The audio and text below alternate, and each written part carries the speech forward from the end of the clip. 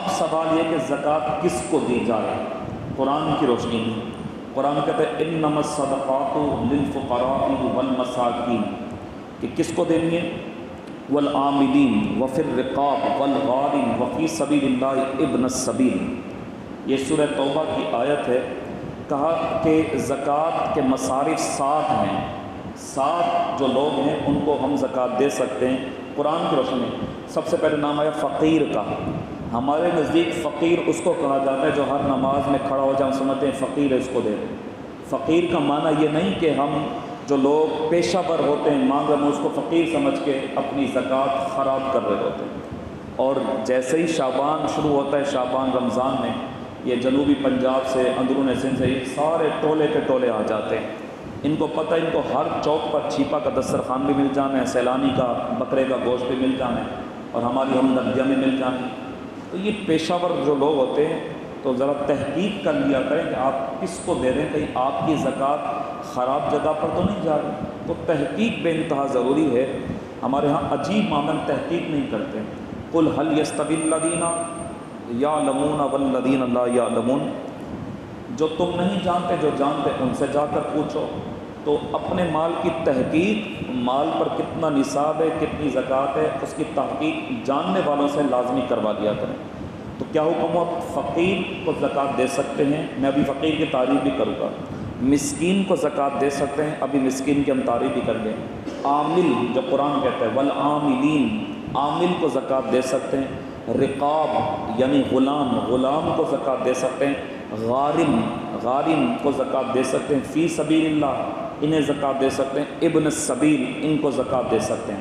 اب یہ 7 کی مختصر تشریح کیا ہے؟ فقیر کس کو کہتے ہیں؟ کہ فقیر وہ ہے کچھ نہ کچھ اس کے پاس ہو لیکن معاملات زندگی چلانے میں پریشان رہتا ہو، یعنی کبھی آ گیا کبھی نہیں آیا۔ 1 مہینے مکان کا کرایہ دے سکتا ہے، اگلے مہینے بیچارہ پریشان ہے۔ گھر کا راشن لے کر آتا ہے، مہینے کا لینے گیا تھا، مہنگائی تھی، 15 دن کا اسی پیسوں میں ملا، باقی 15 دن کیسے گزارے؟ تو یہ شرعی طور پہ فقیر کہلاتا ہے، یعنی اس کے پاس کچھ نہ کچھ ہو، ٹھیک ہے، لیکن ضروریات زندگی اور اپنی زندگی کے ایام گزارنے کے لیے پریشان رہتا ہو۔ ایسے شخص کو فقیر کہتے ہیں، اور ایسے شخص کو آپ اپنی زکوٰۃ، فطرہ وغیرہ دے سکتے ہیں، ٹھیک ہے۔ فقیر کے لیے یاد رکھے گا کسی بھی حالت میں مانگنا حرام ہے۔ اس کنڈیشن کا جو فقیر ہوگا اس کے لیے مانگنا حرام ہے، وہ مانگ نہیں سکتا۔ اب آپ اندازہ کیجیے ہمارے ہاں یا مختلف مساجد میں جو لوگ مانگنے آتے ہیں وہ کیا کہتے ہیں؟ گزر اوقات بڑی مشکل سے ہو رہا ہے مگر مشکل سے ہو رہا ہے، تو پتہ یہ چلا شرعی طور پہ فقیر تو کہلاتا ہی نہیں۔ تو اب اس نے چونکہ سوال کر دیا وہ فقیر نہیں ہے، لہٰذا اب یہ پہچان آپ کو شریعت مطہرہ میں مل گئی۔ فقیر وہ ہوگا جس کے پاس کچھ نہ کچھ ہے، رہنے کو بے شک کرائے کا گھر ہے، رہ رہا ہے، کرایہ ادا کرنے جائے تو 2-4 ہزار روپے کی کمی ہو جاتی ہے، وہ مالی مشکلات کا شکار ہے لیکن پھر بھی وہ سوال نہیں کرتا، ایسا شخص فقیر ہے۔ جو سوال بھی نہیں کرتا تو ایسے شخص کو آپ اپنی زکوٰۃ ادا کر سکتے ہیں، دے سکتے ہیں۔ مسکین کون ہوتا ہے؟ جس کے پاس نہ کھانے کو ہو، نہ پینے کو ہو، نہ اس کے پاس پہننے کو کپڑا ہو۔ ایسا مسکین اگر سوال کرے لوگوں سے تو اس کے لیے جائز ہوگا، اس کے لیے حرام نہیں ہوگا۔ جس کے لیے پاس نہ کھانے کو کچھ ہے، نہ پینے کو کچھ ہے، نہ بدن چھپانے کے کپڑے ہیں، ٹھیک ہے، تو یہ شخص مسکین کہلاتا ہے شرعی طور پر۔ تو اس کے لیے سوال کرنا بھی جائز ہے، ٹھیک ہے، یہ سوال کر سکتا ہے۔ عامل، عاملین کا حکم ہوا کہ آپ عامل کو زکوٰۃ دے سکتے ہیں۔ عامل کسے کہتے ہیں؟ پہلے زمانے میں آپ نے پڑھا یا سنا ہوگا کہ بادشاہ وقت عاملین مقرر کرتا تھا کہ فلاں علاقے کی زکوٰۃ عشر جمع کر کے آؤ، فلاں دیہات کی زکوٰۃ اور عشر وغیرہ جمع کر کے آؤ، تو ان کو عاملین کہا جاتا تھا۔ تو اب چونکہ ایسا زمانہ تو نہیں ہے تو لہٰذا اگر مثال میں یہ دیتا ہوں کہ اگر آپ کا یہ سیکٹر 41 بھی 10-12 عامل کھڑے کر دیتا ہے کہ یار ہم چلو اپنے جو سیکٹر کی زکوٰۃ ہے نا ان عاملین کے ذریعے لگاتے ہیں، یہ مالی کے نصاب کے پاس جائیں اور زکوٰۃ جمع کر کے ایک جگہ پہ لے آئیں، اور ہم اپنے 41 بی کے جتنے مستحق لوگ ہیں ان تک زکوٰۃ دے سکتے ہیں۔ تو جو آپ لوگوں کی مشاورت سے عامل مقرر کریں گے، آپ اپنی زکوٰۃ ان کو دے کر مستحقین تک پہنچا سکتے ہیں۔ یہ بھی ایک اچھی کنڈیشن ہے اگر کوئی اس کو مان لے تو۔ اسی طرح رقاب کا ذکر ہے، رقاب کو دو۔ رقاب کون ہے؟ وہ غلام جس کو رہا کرا ہو۔ اب غلامی کا تصور تو ختم ہوا، لیکن اگر آپ کے ارد گرد معاشرے میں ایسا گھر ہے کہ جس کو پولیس نے ناحق قید کیا ہو، اس پر الزام بھی نہ ہو، محض دشمنی کی بنا پہ کسی نے اس پہ کوئی الزام ڈلوا دیا، آپ نے تحقیق کی اور پتہ چلا کہ اس کے ماں باپ پریشان ہیں اور اس کو ناحق قید کیا ہوا ہے، تو اس کو قید سے چھڑانے کے لیے جو پیسہ خرچ ہوگا، کورٹ میں لگے گا، جو وکیل کو دینا پڑے گا، آپ اپنی زکوٰۃ سے اس قیدی کو رہا کروا سکتے ہیں۔ سمجھ گئے یہاں تک؟ اسی طرح غارم، غارم سے مراد وہ شخص جس پہ قرضہ ہو۔ خیال کیا کرے ایسے لوگوں کا جو مقروض ہوتے ہیں بیچارے، تو غارم کے لیے ہوا جو قرض میں ڈوبا ہوا ہو اور قرض دار اس کو تنگ کر رہے ہوں، وہ بیچارہ باہر نکلے تو اس کو ڈر لگے کہ میں جاؤں گا مجھے یہ پکڑ لے گا بندہ، میری عزت گرا دے گا، اس کو کہا جاتا ہے غارم۔ ایسا شخص اگر آپ کی نظروں میں ہو، چاہے وہ آپ کا رشتہ دار ہی کیوں نہ ہو، کوشش کیجیے گا اپنی زکوٰۃ کا اچھا حصہ اس کو دیں تاکہ وہ شخص بھی عزت دار طریقے سے اپنے گھر کے دروازے، اپنے گھر کی دہلیز سے نکل سکے۔ اسی طرح فی سبیل اللہ کا حکم ہوا۔ یہ کون لوگ ہیں؟ جو خدا کی راہ میں جہاد کرتے ہیں، ان کے پاس جہاد پر جانے کے لیے سواری نہیں ہے۔ اور فی سبیل اللہ میں وہ طالب علم ہے جو دین کی تعلیم حاصل کر رہا ہے، حاصل کرنا چاہتا ہے مگر اس کے گھر کے حالات اجازت نہیں دے رہے، وہ اسکول جانا چاہتا ہے مگر اس کے گھر کے حالات اجازت نہیں دے رہے، تو آپ ایسے طالب علموں کی سرپرستی کرنے کے لیے اپنی زکوٰۃ کا مال انہیں دے سکتے ہیں۔ تو فی سبیل اللہ سے مراد یہ خدا کی راہ میں جہاد پر جانے والا اگر مجاہد ہو اور سواری اس کے پاس نہ ہو، تو سواری کے انتظام کے لیے زکوٰۃ کے پیسے اس کو دیے جا سکتے ہیں۔ طالب علم ہے، اسکول کالج میں پڑھنا چاہتا ہے، اپنا مستقبل سنوارنا چاہتا ہے، اس کو بھی آپ زکوٰۃ کے پیسے دے سکتے ہیں۔ ابن السبیل سے مراد وہ مسافر ہے، یا یوں سمجھ لیجئے وہ شخص ہے کہ سفر میں تھا، اس کی جیب کٹ گئی، بے شک اس کے پاس اگر وہ لاہور پہنچتا ہے، ٹھیک ہے، اگر وہ لاہور پہنچتا ہے تو لاہور پہنچنے کے بعد اس کے پاس مال آ جائے گا، لیکن اب لاہور پہنچنے کے لیے اس کے پاس پیسے ہی نہیں ہیں۔ اگر موبائل ہوتا تو موبائل سے گھر پہ کال کر کے پیسے منگوا سکتا تھا، ٹھیک ہے۔ تو ایسا شخص کہ اب اس کا ہر ناطہ لاہور میں اپنے گھر والوں سے ٹوٹ گیا ہو، وہ کسی بھی ذریعے سے پیسے نہیں منگوا سکتا، تو ایسا شخص جس کو سفر کر کے اپنی منزل لاہور پہنچنا، اس کو بھی زکوٰۃ کے پیسے دیے جا سکتے ہیں۔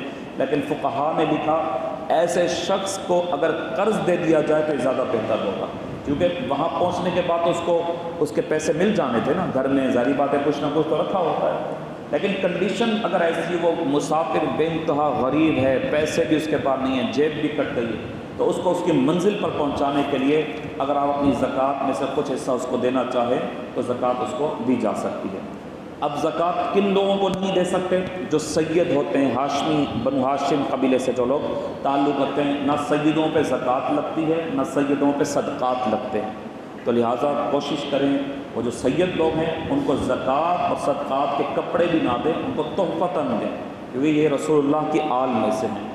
اس طرح ماں باپ، دادا دادی، نانا نانی اور اولاد میں سے بیٹا بیٹی، نواسا نواسی اور پوتا پوتی، یہاں تک کہ میاں بیوی بھی ایک دوسرے کو زکوٰۃ نہیں دے سکتے۔ یہ جو خونی رشتے ہیں کہ کوئی کہے گا کہ میں اپنے باپ کو زکوٰۃ دوں، اور تو ہے باپ کی وجہ سے باپ کو زکوٰۃ کیسے دی جا سکتی ہے بھائی؟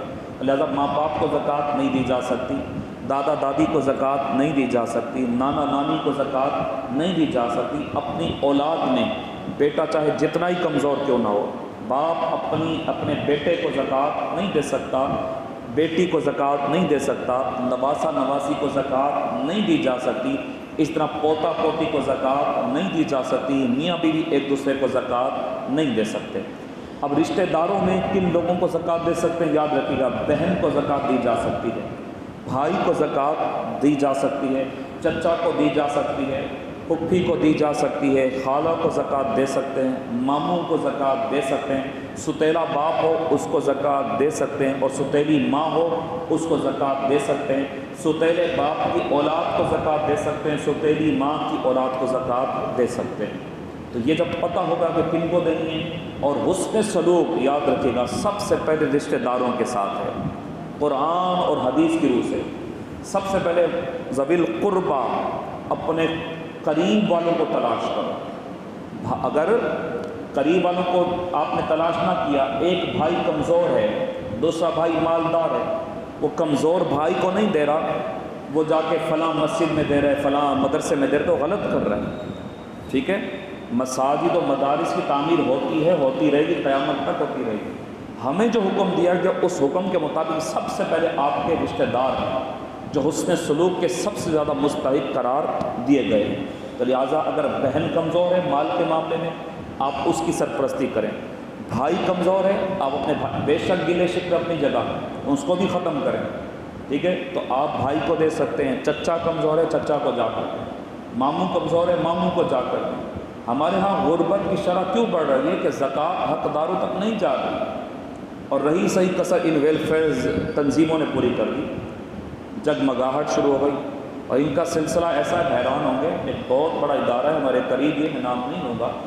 آپ نے اگر زکوٰۃ دی نا، تو جب آپ زکوٰۃ جس تاریخ کو دیں، آئندہ سال 3 مہینے پہلے ان کی طرف سے آپ کو خوبصورت میسیجز آنا شروع ہو جائیں گے، آپ بولیں گے واہ واہ یار واقعی کمال کا کام کر رہے ہیں، ٹھیک ہے۔ اب وہ کیا ہوتا ہے، ریمائنڈر تو ویسے ہی لگا ہوتا ہے، سسٹم بہت ہے، آپ کو پتہ ہے میڈیا کا سسٹم ہے سب سارا، تو وہ آپ بولیں گے واقعی صحیح جگہ، ٹھیک ہے، اچھے کام بھی ہو رہے ہیں ویلفیئر کی، میں اس کا انکاری نہیں ہے، لیکن بہرحال ہمیں حکم کو دیکھنا ہوگا کہ حکم کہاں لاگو ہو رہا ہے۔ اگر ہمارے علاقے میں غریب لوگ آج تک موجود ہیں تو ہمارے علاقے میں کتنے صاحب نصاب لوگ ہوں گے؟ تقریباً فطرہ تو ہر بندہ نکالتا ہے نا۔ پھر غربت کی شرح کی اس لیے وجہ، مین وجہ یہ کہ ہم تحقیق نہیں کرتے، ہم کسی جاننے والے کے پاس نہیں جاتے۔ میں اکثر ایک مثال دیتا ہوں، میں کہتا ہوں ہو سکتا ہے سفید پوش آپ کو نہ آ کر کہے، لیکن ہو سکتا ہے ایز اے امام سمجھ کے ہو سکتا ہے ہمیں آ کر کہہ دے حضرت میرا برم رکھے گا، لیکن اگر ہو سکے تو زکوٰۃ کا کچھ حصہ میرے لیے نکالیے گا، ٹھیک ہے۔ اسی طریقے کے ساتھ اگر حقدار تک یہ زکوٰۃ پہنچ جائے تو کافی بہترین نتائج ہمارے سامنے